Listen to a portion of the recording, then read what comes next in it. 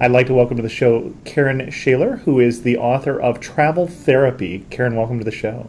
Thanks for having me, Chris. Travel therapy. What are you talking about? It's the first thing everybody asks me. They're like, well, where did you come up with this idea? I was actually a correspondent in Afghanistan, and when I came home, I started doing some freelance travel writing, and I realized that I was using travel when I was stressed, when I was burnt out at work, when I was sad about a relationship, and I thought travel is my best therapy, and it just sort of all came together. I completely relate to this. I can tell when I haven't been on a trip for like 8 months or so. 6 to 8 months is right around the time that I start getting grumpy at work. We just need to send me off to Mexico or Europe or someplace, and I come back and I'm much more relaxed. So, but you have different things within the book though for different types of therapy, which travel is appropriate. Can you give us some examples of that? Well, exactly. When I was coming up with the concept, I went down all of the different things people are going through in life. And, the biggest one that kept coming up with friends and family was after a breakup or a divorce. Right. So one of the first chapters is Heartbreak Hotel. And the way I put the book is, I'm not saying if you've been through a breakup, you should go to this destination. Right. Because, of course, one trip doesn't fit everything. So I do these little quizzes at the start of each chapter where you actually take a very fun 10 questions. Some are less than 10 quizzes. And it'll sort of direct you in the right direction. For example, in Heartbreak Hotel, if you're really a go-go person, you're probably going to go to an active, very active trip, something that pushes you out of your comfort zone, gets you in a new frame of mind.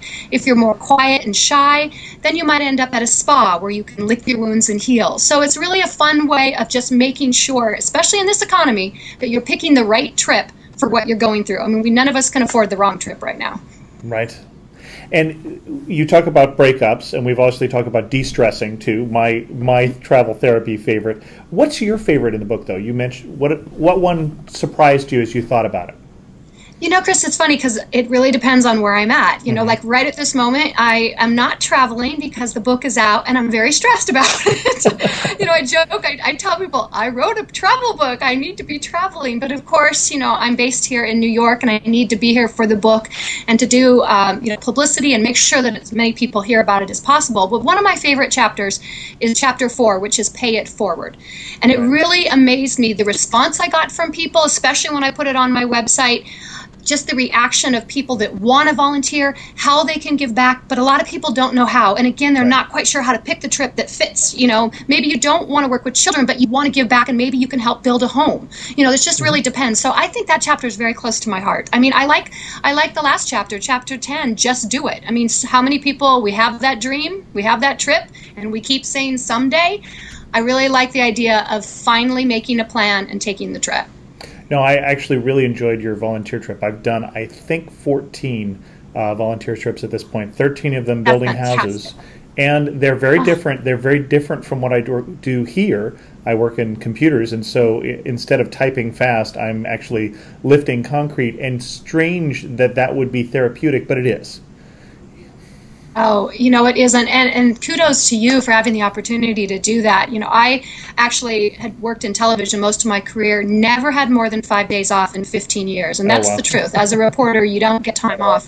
I had to quit my job to cash in my 401k to do the volunteer trip in Africa that I wrote about in the book, because or else I couldn't get the time off. And I spent almost a month in Africa, but there are trips where you can only go for a week. So if you're like I was, there are these trips now volunteering that you can do. And of course, the cool thing about the book, I didn't want it to be dated. You write a book, it comes out in a year, and if you have prices, it's already done. So we put the websites, so that way it empowers you, where you take the websites and you go and find out what trip, because volunteer trips change very fast. You have to be very careful that that organization even still exists, or that village that you might help is even still there. Right.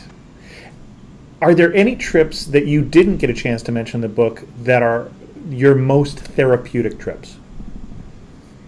I have many places that I want to still get to. My list is growing, Chris, I tell you. As a matter of fact, I had someone in Brazil just do an interview with me and say, how come Brazil's not in? And I said, because I haven't gone. Right. And I pride myself that when I wrote the book, that 95% of the destinations of the 100 I've actually been to myself. So when I'm giving insight, it's just not something I've read or talked to somebody about. I really, take it personally. It's hard for us to spend money and get the time. I want to make sure people are getting the best idea they can. My list is growing. I tried to include the places that I've been fortunate enough to go to All of them. I mean, believe it or not. I mean, I tried to get them in, and of course there's many places that I only scratched the surface of, and hopefully it gave people a taste so they can go. But my list is growing. South America is an area I have not had a lot of chance to explore. That's huge on my list. Russia is a country that, I am dying to get to. Cuba is a very interesting, right. It's kind of on that list, and we'll see what happens with our future. So hopefully there'll be a lot more travel therapy books in the series. So I'm planning to do that, and even a television series that would touch on it. So keeping my fingers crossed. Well, my prediction is Cuba will be opened up for U.S. citizens to travel, for everybody, not just people who have family there this year. So we'll see whether I'm right or not. What's your next trip that you're looking forward to? Me, for sure. My next trip. I have so many trips that I've been invited to right now and I can't go to. It's killing me because I want to make sure that I really do as much as I can to, talk about the book and work on the website. Traveltherapytrips.com is, huge because it connects to the book and it's a lot of work. Mm-hmm. But I think my next trip is going to be home to Seattle, Washington. I don't go home enough.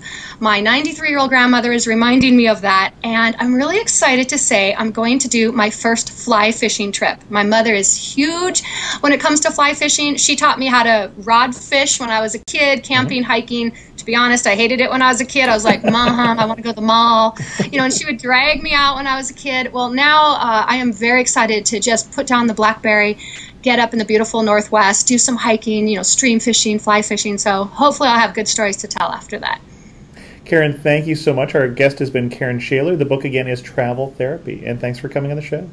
Thanks so much, Chris, for letting me share the story of travel therapy. I really appreciate it.